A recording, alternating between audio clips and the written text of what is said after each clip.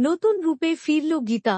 Gita LLB ধারাবাহিক শুরু থেকেই ছিল উত্তেজনাপূর্ণ, তবে সাম্প্রতিক পর্বগুলোতে নাটকীয়তা আরও বেড়ে গেছে। দর্শকরা দেখে ফেলেছেন কিরণকান্তি ব্যানার্জি, কৃপান ও কাভ্যা মিলে গীতাকে হত্যা করার চক্রান্ত করে তারা তাকে পাহাড় থেকে ফেলে দেয় এবং এই ঘটনার জন্য পদ্মকে ফাঁসিয়ে দেয়। গীতার নিখোঁজ হওয়ার খবর শুনে কান্নায় ভেঙে পড়ে গিনি। যদিও গিনি ও গীতার সম্পর্ক সবসময় ভালো ছিল না, তবুও গিনি কখনোই চায়নি তার বোনের মৃত্যু হোক। তাহলে কি সত্যিই মারা গেছে গীতা? না, গীতা মারা যায়নি। ধারাবাহিকের নায়িকা হারিয়ে গেলে গল্পই শেষ হয়ে যাবে, বরং এবার সে ফিরে আসবে নতুন রূপে, নতুন শক্তি নিয়ে। গীতার শরীর পাওয়া যাচ্ছে না, তাহলে সে কোথায় গেল?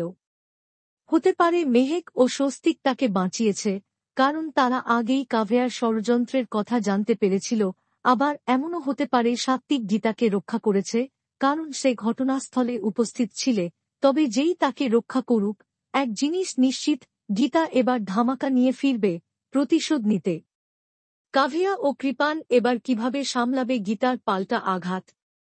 কিভাবে সে তাদের ষড়যন্ত্র ফাঁস করবে? সব রহস্যের উত্তর মিলবে গীতা এলএলবি এর আসন্ন পর্বগুলোতে।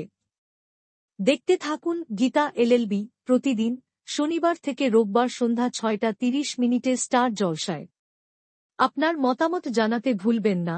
সব আপডেট সবার আগে পেতে চ্যানেলটি সাবস্ক্রাইব করুন ও বেল আইকন বাজিয়ে দিন। ধন্যবাদ।